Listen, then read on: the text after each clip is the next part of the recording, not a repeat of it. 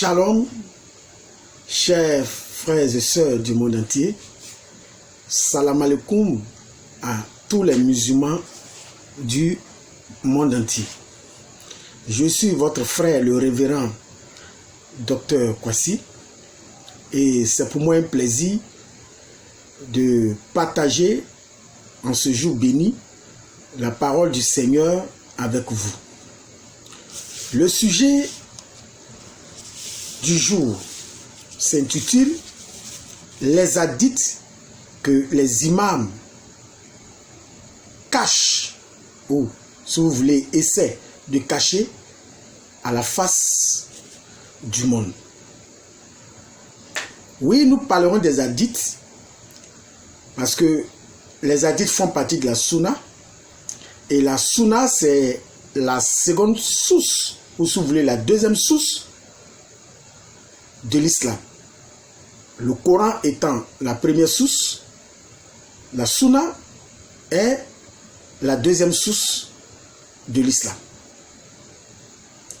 Sans la sunna, le Coran, qui est la première source, reste véritablement incompris.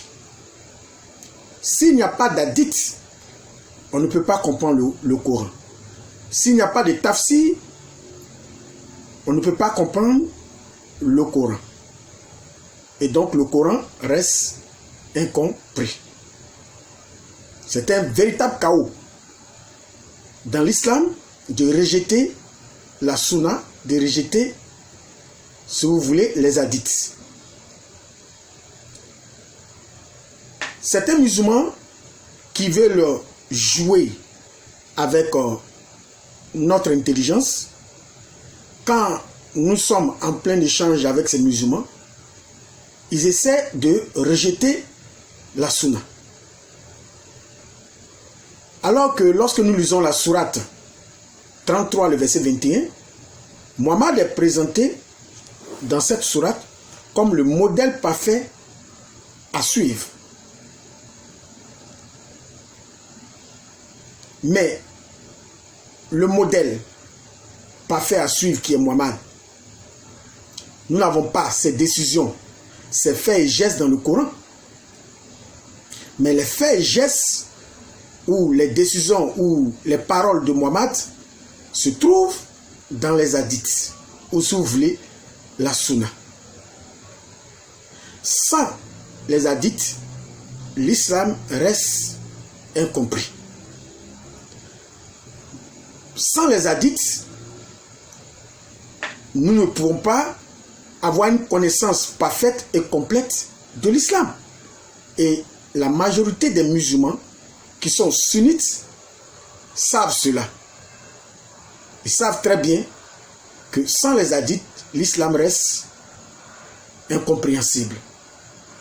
Par exemple, les 5 prières que font les musulmans chaque jour ne se trouvent pas dans le Coran, se trouvent dans les hadiths. L'âge que Mohammed avait, par exemple, lorsqu'il recevait sa première révélation, l'âge de 40 ans, ne se trouve pas dans le Coran, mais se trouve dans les hadiths. Et même le contenu de la prière des musulmans, certaines phrases ou certaines expressions se trouvent dans les hadiths. Donc, sans les hadiths, l'islam reste incompris. Sans les hadiths, nous n'avons aucune compréhension de l'islam et nous serons face à un véritable chaos. Parce que les hadiths viennent comme un supplément au Coran. Lorsque nous prenons par exemple Muslim, Sahih Muslim 4917, je lis, on dit Anas ibn Malik dit, des gens viennent dire au prophète, envoie des hommes avec nous pour nous enseigner le Coran et la Sunna. Il leur envoya 70 hommes des Ansars appelés les lecteurs. Sahih Muslim 4917.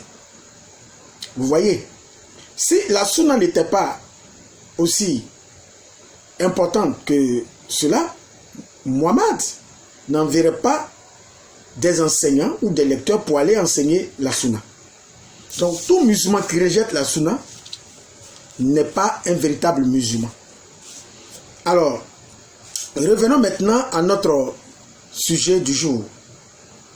Il s'agit ici de mettre à la portée de tous certains hadiths que les imams essaient de cacher à la face du monde. Mais introduisons la lecture de ces hadiths par une citation de Voltaire. Voltaire disait: ceux qui vous font croire à des absurdités vont vous faire dire et commettre des atrocités. C'est Voltaire qui le disait.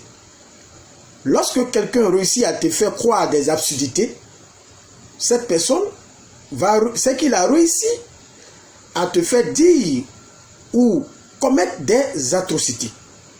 C'est quelque chose qu'il faut retenir.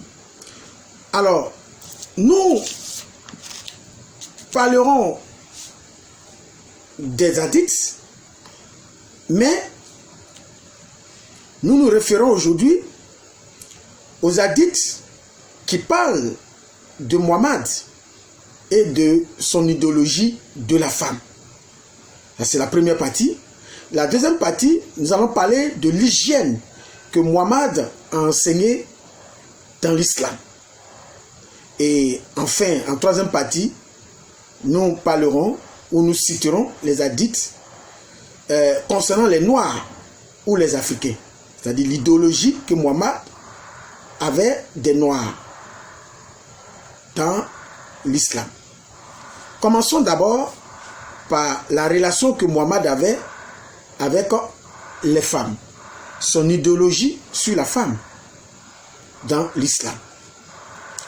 Sahih al-Bukhari, numéro 3411. D'après Abu Moussa, le messager d'Allah a dit: beaucoup d'hommes ont atteint le niveau de la perfection, mais aucune parmi les femmes n'a atteint ce niveau, sauf Asia, la femme de Pharaon, et Marie, la fille d'Imran. Et sans aucun doute, la supériorité de Aïcha pour les autres femmes, c'est comme la supériorité du tarid, entre parenthèses, c'est-à-dire un plat de viande et de pain sur les autres repas. Dans cet hadith de Bukhari numéro 3411, Muhammad compare ici sa femme, ou si vous voulez, la supériorité de sa femme à de la nourriture, à un bon plat qu'on appelle en arabe le tarid, qui est un plat de viande et de poisson.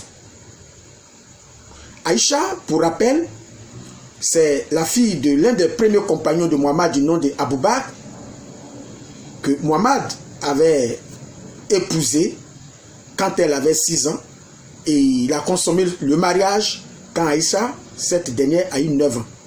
Il compare cette dernière, son épouse, à un plat. Je pense que toutes les femmes qui vont écouter ou entendre cela vont être choquées. Je dirais même tout le monde, que ce soit les hommes comme les femmes. Mais cela ferait encore plus mal aux femmes de savoir que Muhammad, à l'époque, comparait les femmes à un bon plat ou à de la nourriture. Poursuivons. Bukhari numéro 5080. D'après Jabir bin Abdullah, quand je me suis marié, le messager d'Allah m'a dit: quel type de femme as-tu épousé? J'ai répondu: j'ai épousé une matrone. Il a dit: pourquoi n'aimez-vous pas les vierges et pour les caresser? Jabir a également dit, le messager d'Allah a dit, pourquoi ne vous êtes-vous pas marié à une jeune fille pour que tu joues avec elle? Donc voilà l'image que Muhammad avait des femmes dans l'islam. Muhammad présentait les femmes comme étant un jouet. Puisqu'il dit à l'un de ses compagnons, pourquoi il n'a pas marié une jeune fille, une vierge, pour que cette dernière devienne son jouet. Je poursuis. Bukhari numéro 268. Dans cet hadith, nous allons voir que Muhammad était un homme qui était très malade. Il était malade parce que Muhammad avait une addiction au sexe. Il avait une véritable addiction au sexe. Il ne pouvait pas s'en passer. Il était un véritable accro. Je lis cela. Bukhari numéro 268. Qatada a rapporté, Anas bin Malik a dit, le prophète avait l'habitude de visiter toutes ces femmes à la suite du jour comme de nuit. Et elles étaient au nombre de 11. J'ai demandé à Anas, le prophète en avait-il la force? Anas a répondu, nous avons l'habitude de dire que le prophète avait reçu la force de 30 hommes. Et Saïd a dit, sur l'autorité de Qatada, qu'Anas lui avait parlé de 9 femmes seulement, et non 11. Donc, cet hadith ici révèle que la journée, comme la nuit, Muhammad visitait toutes ces femmes. Et le débat ici se portait sur 11 et 9. Certains disaient que c'était 11 femmes, d'autres disaient que c'était 9. Mais que ce soit 11 ou 9, vous voyez un peu l'addiction qu'avait cet homme, qui s'appelait prophète. Il était un accro au sexe, il ne pouvait pas s'en passer. Il pouvait en une seule nuit visiter toutes ces femmes. Et cela a créé la surprise dans le camp de ses compagnons. D'où la question, est-ce qu'il avait cette force de sortir, d'aller ou de coucher avec toutes ces femmes la même nuit? Et la réponse ici a été donnée que Allah lui avait donné la force de 30 hommes. Voyez-vous comment cet homme était véritablement un malade. Il avait besoin d'être traité. Je poursuis. Bukhari numéro 3775. L'inspiration divine sous le drap d'Aïcha. Dans cet hadith, Muhammad va dire que c'est quand il est couché sous le drap de sa femme et qu'il est en train de faire l'amour à cette dernière du nom de Aïcha, sa préférée, qu'il avait la révélation divine. C'est quand même bizarre. Un prophète, c'est en plein rapport sexuel avec ta femme que tu reçois la révélation divine. Permettez-moi de faire la lecture. Bukhari numéro 3775. Le père d'Hicham a raconté. Les gens avaient l'habitude d'envoyer des cadeaux au prophète. Le jour du tour de Aïcha. Aïcha dit, mes compagnons, c'est-à-dire les autres épouses du prophète, se sont rassemblés dans la maison de Salama et on dit, oh, Salama, par Allah, les gens choisissent d'envoyer des cadeaux le jour du tour d'Aïcha. Et nous aussi, nous aimons le bien, c'est-à-dire les cadeaux, etc. Comme le fait Aïcha, vous devez dire au messager d'Allah de dire aux gens de lui envoyer leurs cadeaux, où qu'il soit, où que ce soit son tour. Salama a dit cela au prophète et il s'est détourné d'elle. Et quand le prophète est revenu vers elle, c'est-à-dire Salama, elle a répété la même chose. Et le prophète s'est à nouveau détourné Et quand elle lui a dit la même chose pour la troisième fois, le prophète a dit, oh Salama, écoutez bien maintenant, ne me trouble pas en faisant du mal à Aïcha, car par Allah, l'inspiration divine ne m'est jamais venue pendant que j'étais sous la couverture d'une femme parmi vous, sauf Aïcha. Vous voyez?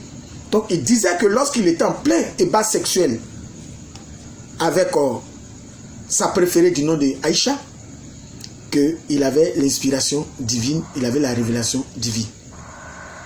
Je poursuis. Bukhari numéro 2542. D'après Ibn Mourayriz, j'ai vu Abu Saïd et je lui ai posé des questions sur le coït interrompu. Abu Saïd a dit, nous sommes allés avec le messager d'Allah dans le Ghazwa ou le Ghazwa de Bani al-Mustalik et nous avons capturé certains des Arabes comme captifs. Et la longue séparation d'avec nos femmes nous pressait durement et nous voulons pratiquer le coït interrompu. Nous avons demandé au messager d'Allah si c'était permis. Il a dit, il vaut mieux que vous ne le fassiez pas. Aucune âme, c'est-à-dire celle que Allah a destinée à exister jusqu'au jour de la résurrection, mais qui viendra certainement à l'existence. Donc, ces compagnons de Mohammed sont partis en guerre et l'absence auprès de les femmes était tellement longue qu'ils ont capturé des esclaves qui étaient mariés. Et ces Arabes-là, ces compagnons de Mohammed, voulaient s'abstenir d'aller avec elles, de faire ce qu'on appelle le coït interrompu. Donc ils ont posé la question à Mohammed, est-ce qu'ils pouvaient faire le coït interrompu? C'est-à-dire lorsqu'ils vont avec une femme et puis bon, au moment de l'éjaculation, ils doivent arrêter. Est-ce qu'ils pouvaient pratiquer cela? Parce qu'ils ne voulaient pas, c'était gênant d'aller avec ces femmes, et ces femmes allaient avoir des enfants avec eux, alors qu'ils savaient bel et bien que ces femmes étaient mariées, et même ils connaissaient les maris de ces femmes. Mohammed a dit, allez-y avec elles. Je ne vais pas employer de mots, je préfère utiliser des finisses, mais il dit, couchez avec elles, ne les laissez pas, ne les loupez pas. Pour la simple raison que celui que Dieu a destiné, si Dieu a destiné à une âme de venir au monde, personne ne peut empêcher cela. Vous voyez un peu que ces Arabes avant Mohammed avaient une certaine pudeur, avaient une certaine manière de vivre qui respectait autrui. L'islam est venu leur enlever ce peu d'humanisme qui les restait à ces Arabes-là. L'islam est venu leur arracher cela. L'islam est venu les permettre, leur donner la permission de faire des choses que eux-mêmes jugeaient ne pas être correctes avant l'islam. Mohammed leur a dit, couchez avec elles, ne les loupez pas. Je poursuis ma lecture. Alors, Sahih Muslim numéro 1300, nous allons parler de l'hygiène de Mohammed maintenant, de l'hygiène dans l'islam. Alors, Jabir ben Abdullah, qu'Allah soit satisfait de lui, a rapporté que le messager d'Allah a dit, un nombre impair de pierres doit être utilisé pour le nettoyage des parties intimes après avoir répondu à l'appel de la nature. Et le coulage des cailloux au jamras est à faire par nombre impair, c'est-à-dire en parenthèse 7. Et le nombre de circuits entre Al-Safa et Al-Mawa est également impair, c'est-à-dire 7. Et le nombre de circuits autour de la Kaaba est également impair, c'est-à-dire également entre parenthèses 7. Chaque fois que l'un d'entre vous doit utiliser les pierres pour nettoyer les parties intimes, il doit utiliser un nombre impair de pierres 3, 5 ou 7. Donc ici, Mohammed montre comment lorsqu'un musulman va dans les toilettes défecter, comment il doit entretenir son hygiène, il doit entretenir son corps. Il dit à ce musulman d'utiliser des pierres pour nettoyer l'anus. Excusez-moi de cette expression, pour nettoyer l'anus. Mais ça, c'est l'hygiène que Mohammed a enseigné aux musulmans. La question que nous posons, mais c'est l'eau. L'eau n'a pas commencé à exister qu'à partir d'aujourd'hui. L'eau a toujours existé depuis le commencement du monde, depuis le début des choses. Est-ce qu'il n'y avait pas de l'eau pour utiliser dans l'objectif de nettoyer son corps après avoir visité les toilettes? Et Mohammed ici, il demande aux musulmans d'utiliser des pierres pour nettoyer leur anus après qu'ils aient défecté. Voilà l'hygiène que Mohammed enseigne aux musulmans. Et lui-même, il était un exemple. Puisqu'il y a des hadiths qui montrent que quand il allait visiter, répondre à l'appel de la nature, il utilisait des pierres pour se nettoyer. Alors qu'il y avait de l'eau. Alors, je continue. Sunan Abu Daoud, numéro 3080. Zainab a rapporté qu'elle cueillait des poux sur la tête du messager d'Allah, tandis que la femme d'Uthman Ibn Affan et les femmes immigrées étaient avec lui. Voilà un prophète dont la tête était remplie de poux. Je lis ces choses pour montrer un peu l'hygiène de ce prophète-là. Bukhari, numéro 5456.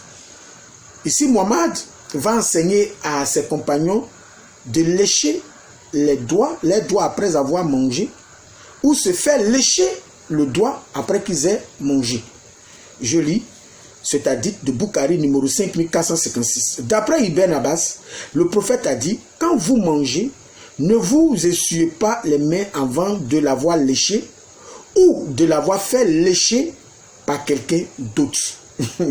Ça dit, moi j'ai fini de manger, soit je lèche mes doigts, mais là au moins c'est compréhensible parce que moi-même je peux lécher les doigts, mais se faire lécher ses doigts par quelqu'un d'autre avant d'aller laver, je ne sais pas à quoi ça répond.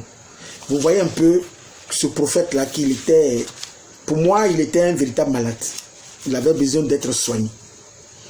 Lisons maintenant les hadiths que sur les noirs, les hadiths sur les noirs, et toute personne qui est africain ou qui est noir, des races noires, qui s'attache à cette religion, je pense qu'il a besoin d'une véritable remise en cause. Parce que Mohammed n'avait pas une bonne idéologie, une bonne pensée, ou une pensée positive, ou une pensée de respect à l'égard des Noirs. Commençons avec Bukhari numéro 693. Anas raconte, le prophète a dit: écoutez et obéissez à votre chef, même si c'est un Éthiopien, entre parenthèses un Africain, dont la tête est comme un raisin sec, était nommé votre chef. Voilà comment Mohammed voyait les Africains. Il les décrivait comme des personnes qui avaient une tête comparable à un raisin qui est sec. Voilà comment cet homme était un véritable raciste. Lisons maintenant Jami at-Tirmidhi, un autre hadith, at-Tirmidhi, numéro 2290. Écoutez cet hadith. Salim bin Abdullah a rapporté de son père le rêve du prophète. Mohammed a donc fait un rêve qui a dit: j'ai vu une femme noire. Mohammed dit qu'il a vu une femme noire aux cheveux hirsutes sortir d'Al-Madina, une ville, jusqu'à ce qu'elle se tienne à Mabaya, et c'est à Al-Jufa, et c'est Al-Jufa, excusez. J'ai donc interprété, Mohammed va donc interpréter son rêve, il dit: j'ai donc interprété cela comme une épidémie à Al-Adina qui se propagerait à Al-Jufa. Mohammed a fait un songe, un rêve, où il voit une femme africaine. Et l'interprétation que Muhammad donne à son réveil, à ce rêve, il dit que lorsqu'on fait un songe qu'on voit une femme noire aux cheveux issus, c'est que cela annonce une épidémie. Voir une femme noire en rêve, cela annonce une épidémie. Vous voyez. Voilà ce que pense votre prophète à l'égard des Noirs. Alors sur ce, cette vidéo n'est pas faite pour être longue. C'est tout juste quelques hadiths que je voulais partager avec vous. Je reviendrai dans une autre vidéo, continuer à citer certains hadiths que les imams essaient de cacher, ou les musulmans, si vous voulez, essaient de cacher à la face du monde. Que le Seigneur vous bénisse. Sur ce, n'oubliez pas de liker, de partager cette vidéo dans l'optique de dénoncer cette idéologie qui est l'islam, qui détient encore dans son geôle des âmes qui ont besoin de la vérité de Jésus-Christ. Que le Seigneur vous bénisse.